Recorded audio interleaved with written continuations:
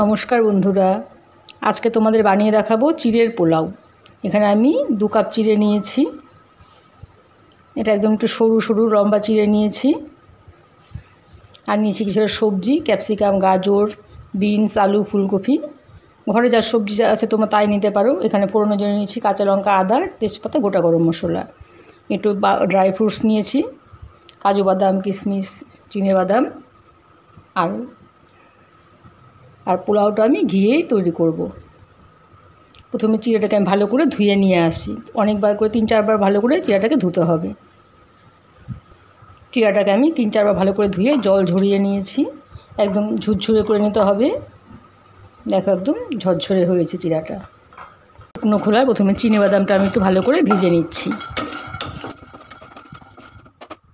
চিনেবাদামটা ভাজা হয়ে গেছে, চিনেবাদামটা আমি নামিয়ে নিচ্ছি। প্যানের মধ্যে প্রথমে আমি দিয়ে দিচ্ছি 1 চামচ ঘি।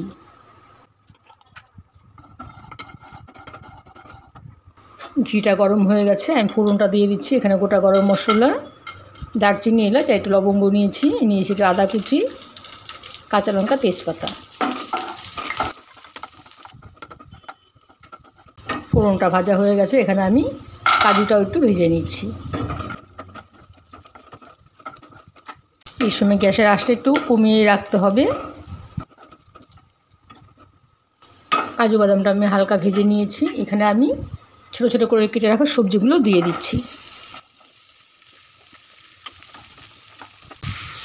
এখানে আমি দিয়ে দিচ্ছি 1/2 চামচ নুন।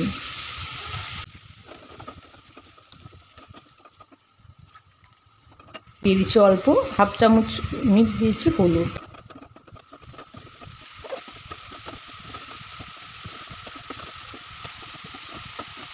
সবজিগুলো দিয়ে আমি 5 মিনিটের জন্য ঢেকে দিচ্ছি। গ্যাসের আঁচটাও আমি এই সময় একটু কমিয়ে দিচ্ছি। কম আঁচে সবজিগুলো সেদ্ধ হয়ে যাবে। ঢাকাটা খুলে একবার দেখে নিচ্ছি। সবজি থেকে অনেকটা জল ছেড়েছি, সবজির জলে সবজিটা সেদ্ধ হয়ে যাবে।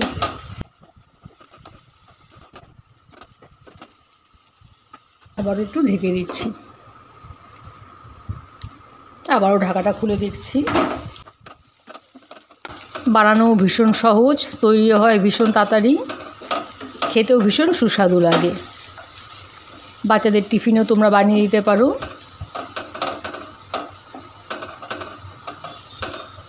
সবজিগুলো সেদ্ধ হয়ে গেছে। সবজিগুলো নেড়ে চেড়ে আর 2 মিনিটের মতো ভেজে নিলাম। এখানে আমি কয়েকটা কিশমিশ ধুয়ে দিয়ে দিচ্ছি। ভেজে রাখা বাদামগুলো আমি এখানে দিয়ে দিলাম। চিড়াটা দেখো ধুয়ে রেখেছিলাম, একদম ঝুরঝুরে হয়েছে। চিড়াটাও আমি এখানে দিয়ে দিচ্ছি।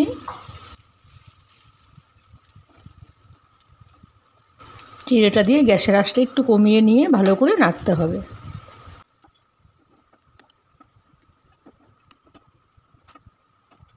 এখানে আমি দিয়ে দিচ্ছি 1 চামচ চিনি।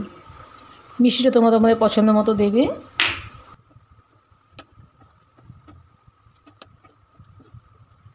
চিনিটা দিয়ে আমি ভালো করে নেড়ে চেড়ে নিচ্ছি একটু। এখানে আমি 1 চামচ ঘি এখন দিয়ে দিচ্ছি।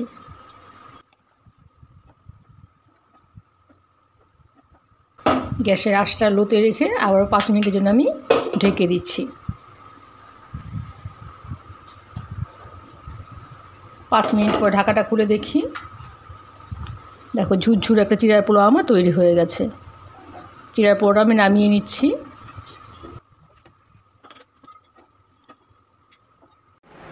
চিড়ের পোলাওটা আমার তৈরি হয়ে গেছে। অনেকটা ঝুরঝুরে হয়েছে আর খেতেও ভীষণ টেস্টি হয়েছে। তোমরা অবশ্যই বাড়িতে বানিয়ে খাবে এই পদ্ধতিতে। আর আমার এই রেসিপি তোমাদের কেমন লাগলো জানাবে। আমার চ্যানেলটিকে সাবস্ক্রাইব করে দিও আর লাইক কমেন্ট করতে ভুলো না। ঠিক আছে বন্ধুরা, আজকের মতো এখানেই রাখছি। টাটা।